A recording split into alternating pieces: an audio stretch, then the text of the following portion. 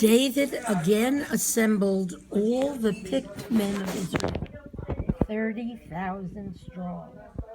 Then David and all the troops that were with him set out from Baalim of Judah to bring up from there the ark of God, to which the name was attached, the name Lord of Hosts, enthroned on the cherubim. They loaded the ark of God onto a new cart and conveyed it from the house of Abinadab, which was on the hill. And Abinadab's sons, Uzzah and Ahio, guided the new cart.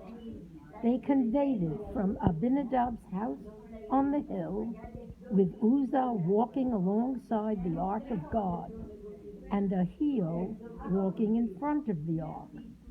Meanwhile, David and all the house of Israel danced before the Lord to the sound of all kinds of cypress wood instruments, with lyres, harps, timbrels, sistrums, and cymbals.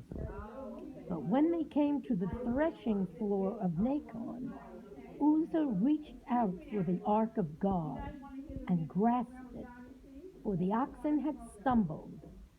The Lord was incensed at Uzzah, and God struck him down on the spot for his indiscretion, and he died there beside the ark of God. David was distressed because the Lord had inflicted a breach upon Uzzah, and that place was named Perez Uzzah, as it is still called. David was afraid of the Lord that day. He said, "How can I let the ark of the Lord come to me?" So David would not bring the ark of the Lord to his place in the city of David. Instead, David diverted it to the house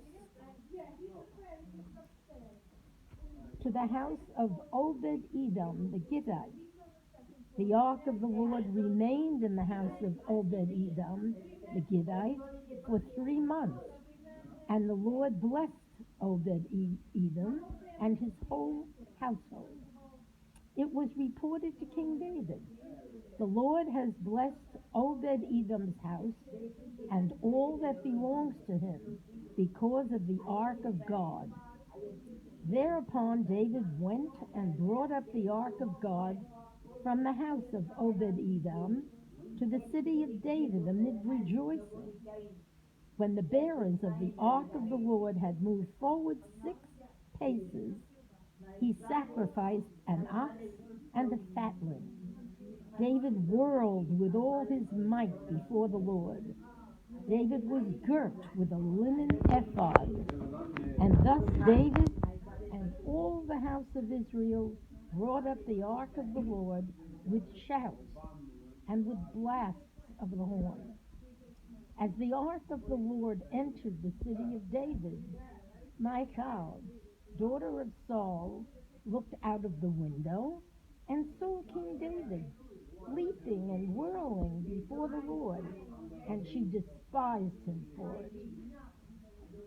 They brought in the ark of the Lord and set it up in its place inside the tent which David had pitched for it. And David sacrificed burnt offerings and offerings of well-being before the Lord. When David finished sacrificing the burnt offerings and the offerings of well-being, he blessed the people in the name of the Lord of hosts.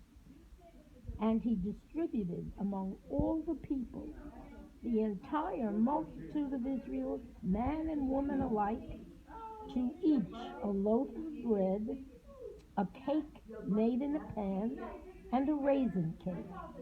And then all the people left for their homes.